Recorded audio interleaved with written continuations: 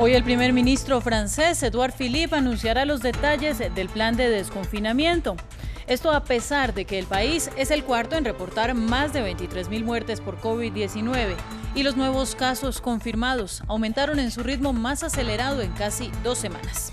Italia, Alemania y España también se alistan para relajar medidas. Continúa en Estados Unidos el desbloqueo para reactivar la economía. Cada estado va a su ritmo y sin coordinación nacional.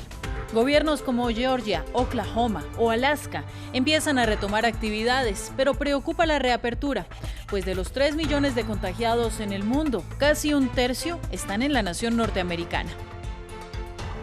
Y en El Salvador, grupos de derechos humanos condenaron la decisión del presidente Nayib Bukele de autorizar el uso de fuerza letal contra las pandillas y rechazaron las imágenes de cientos de presos desnudos y alineados uno contra el otro sin distanciamiento como castigo por un repunte de la violencia en el país. Estamos con ustedes para darles la información más importante de América Latina y del mundo. Mi nombre es Ángela Gómez. Bienvenidos. Iniciamos con las cifras mundiales del COVID-19. En las últimas horas, el virus sobrepasó la barrera de los 3 millones de contagiados confirmados en el planeta. A esta hora, los positivos son 3.052.000.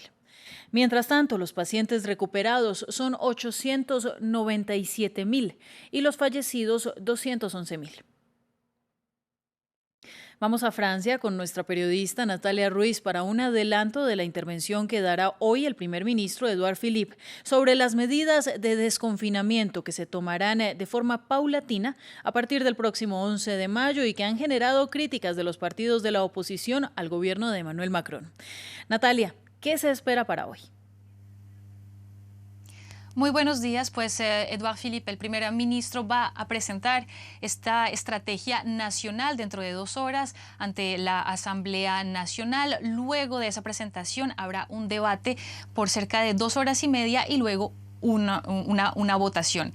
No se sabe muy bien qué hay exactamente dentro de este texto, pero sí se sabe que está dividido en 6 partes que tienen que ver con salud, educación, comercios, empresas, test, utilización de mascarillas en los lugares públicos. Y como usted bien lo decía, pues digamos que la oposición, no solamente de izquierda, sino también de derecha, han dicho que van a votar en contra de este texto. ¿Por qué? Básicamente porque ellos pidieron 24 horas más para seguir examinando el texto, algo que no les fue aceptado, y entonces ellos dicen que están un poco contra las cuerdas para que pueda pasar este proyecto. Sin embargo, pues la mayoría de la Asamblea Nacional es del partido oficialista, así que digamos que esto no va a haber ningún problema para que este texto sea aceptado. Ahora pues habrá que esperar qué medidas más se van a tomar para ese confinamiento, esa salida del confinamiento a partir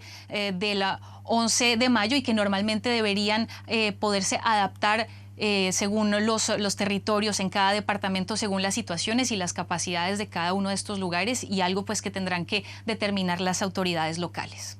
Bueno, Natalia, pero Francia se convirtió en el cuarto país con más de 23.000 muertos y el número de nuevos casos confirmados aumentó al ritmo más acelerado en casi 2 semanas. Estas fueron las cifras del ministro de Salud ayer, a pocas horas de que Philippe hable ante el Congreso del desconfinamiento. ¿Qué impresiones hay sobre estos últimos datos? Bueno, pues hay que saber que en Francia, al comienzo de la epidemia de coronavirus, los franceses confiaban muchísimo en el gobierno. Es más, como la popularidad del presidente Macron estaba aumentando, había aumentado hasta de 8 o 10 puntos en las 2 primeras semanas de confinamiento, a partir del 16 de marzo pasado. Sin embargo, esta confianza pues ha venido disminuyendo, tanto así que solo 6 de cada 10 franceses tienen confianza en el manejo que el gobierno le va a dar precisamente a esa salida del confinamiento. Como usted lo decía, pues sí, estas son las cifras que dio Olivier Véran, el ministro de Salud, quien dijo este fin de semana que lo que se espera es que a partir de ese 11 de mayo se puedan hacer entre 500.000 a 700.000 pruebas de estos test moleculares para saber si alguien tiene o no el COVID-19. Ese es el objetivo que se ha planteado el gobierno, porque lo que ellos quieren es que una vez se pueda reactivar la economía, pues no haya una segunda ola de epidémica de coronavirus en Francia. Pues gracias a usted, Natalia. Y junto a Francia, otros gobiernos europeos ya tienen listos sus calendarios para retornar a la normalidad después de un largo confinamiento para frenar el brote de COVID-19. Durante los próximos días, Italia, que fue epicentro de la pandemia, dará reapertura gradual a su economía, aunque otros, como Reino Unido, se preparan para prolongar el cierre. Andrés Mesa Muñoz tiene los detalles. El continente más golpeado por el COVID-19 se alista para volver a la normalidad. Italia, que una vez fue el epicentro de la pandemia, busca terminar con el confinamiento más largo y estricto impuesto alrededor del mundo a partir del 4 de mayo, cuando se podrá caminar y ejercitarse al aire libre, así como visitar a familiares sin salir de sus respectivas regiones. Fábricas, empresas de construcción y algunos minoristas también podrán reabrir, mientras que restaurantes y bares tendrán que esperar hasta principios de junio.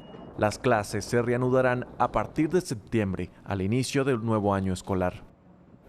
A partir de este sábado, España contempla permitir que sus ciudadanos puedan hacer ejercicio al aire libre, en virtud de que el número de contagios siga disminuyendo.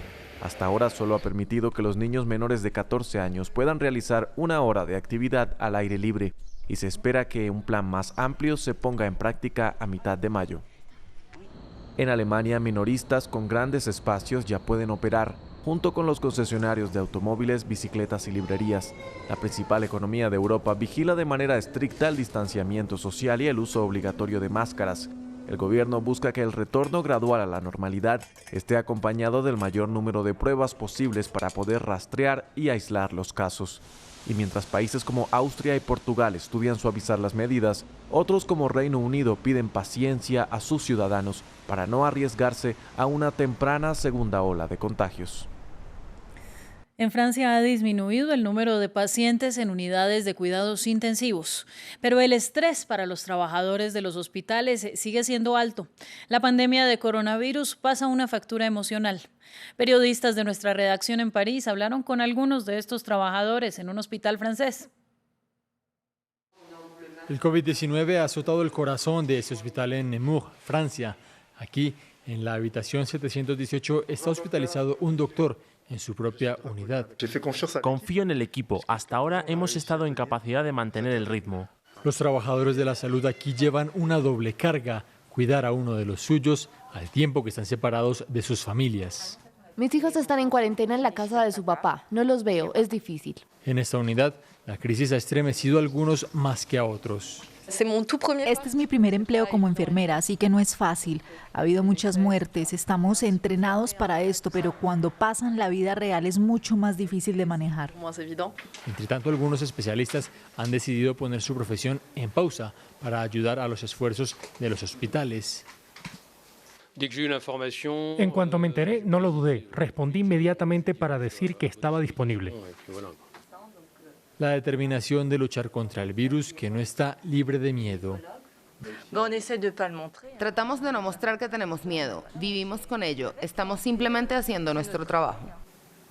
El número de pacientes en las unidades de cuidados intensivos de Francia está a la baja desde hace más de 2 semanas, pero los trabajadores de la salud siguen en el estado de alerta máxima, en medio de la preocupación por una eventual segunda ola de contagios una vez se levante el confinamiento. De Europa pasamos a Estados Unidos. Algunos estados están comenzando a reabrir sus economías de manera individual. Georgia, Oklahoma y Alaska ya empezaron el camino hacia la normalidad. Pero según los expertos, las medidas de desconfinamiento en una nación tan grande deberían estar coordinadas, cosa que no pasa. Nos lo cuenta Juan Pupiales. En Georgia ya se puede ir a comer a un restaurante. Es uno de los estados que ha levantado de manera más radical el confinamiento. Incluso los cines ya abrieron. Son unas medidas que ha criticado el mismo presidente Donald Trump, que rechazó lo realizado en Georgia, estado gobernado por un republicano. Trump entregó a mediados de abril una guía a los estados para empezar a reactivarse en 3 fases, pero dando libertad a cada gobernador para dar estos pasos, una estrategia que puede no ser la mejor. Es donde el gobernador Cuomo ha venido pidiéndole también al Estado federal que encabeza el presidente Trump a que sea como el director de orquesta, no que tome la decisión, sino que sea el director de la orquesta, porque el Estado federal es el que debería ir viendo esos mecanismos de coordinación, porque a la final todos deben entrar de una manera como si fuera una orquesta sinfónica, en una manera armónica. Es una coordinación que buscan en la costa este estados como Nueva York, Pensilvania, Delaware, Nueva Jersey, Connecticut, Rhode Island y Massachusetts, que es el único de esos estados gobernado por un republicano. Y es que sin esa coordinación podría haber choques entre estados vecinos. Parte de la Constitución de los Estados Unidos protege el comercio entre los estados. Otra parte de la Constitución protege el derecho de los gobernadores de cada estado de usarla para mantener el orden público, o sea, la fuerza policíaca. Entonces, uno puede imaginar una situación en la cual un estado no quiere que entren, un estado que está vigilando muy cuidadosamente la cuarentena, no quiere que entren volquetas, por ejemplo, personas de otro estado. Estados Unidos, una economía que funciona como una gran cadena de suministro con sus estados y sus otros territorios y también dependiendo del comercio internacional. Todo a la espera de una reactivación que se muestra lenta y con una tasa de desempleo que podría llegar al 16% en abril. En otras noticias del mundo tenemos información de América Latina. Grupos de derechos humanos condenaron la decisión del presidente Nayib Bukele en El Salvador de publicar fotos de cientos de presos pertenecientes a las pandillas, desnudos y alineados cuerpo contra cuerpo, en castigo por el aumento de la violencia en el país. Las imágenes publicadas en el Twitter del mandatario le siguieron a la orden de poner juntos a miembros de pandillas rivales, sin respetar el distanciamiento por el COVID-19, tras la autorización de usar la fuerza letal contra miembros pandilleros en las calles. Unos 12.800 pandilleros están encarcelados en El Salvador, según las autoridades penitenciarias. Sobre estas preocupaciones de derechos humanos habló el vicepresidente Félix Ulloa.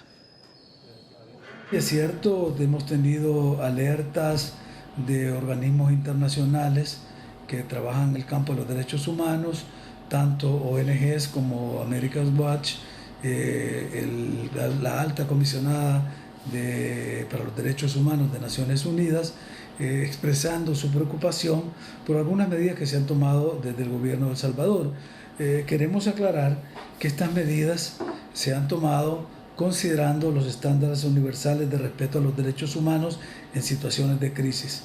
Se han tomado en consideración los principios de Siracusa, se ha estudiado el documento que regula el uso de las armas armas de fuego, por supuesto, en situaciones especiales como la que estamos viendo ahora, y cuando los principios básicos que regulan esta condición y esta situación, el gobierno de El Salvador ha tenido en cuenta que se debe respetar, primero, el principio de legalidad, segundo, el principio de proporcionalidad y tercero, el principio de necesidad.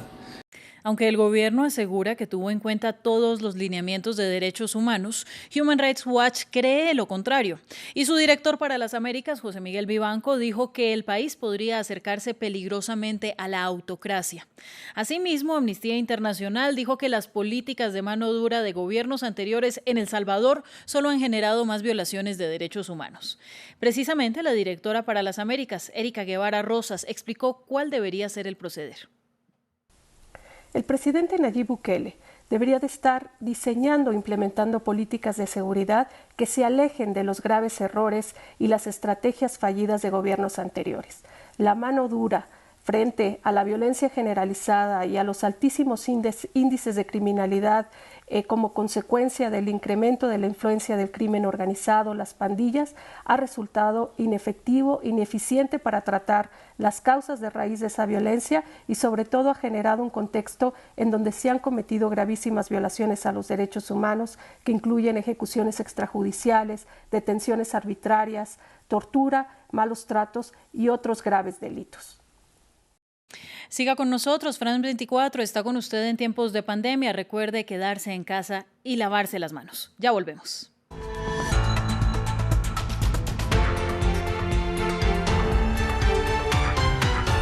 Vamos a debatir.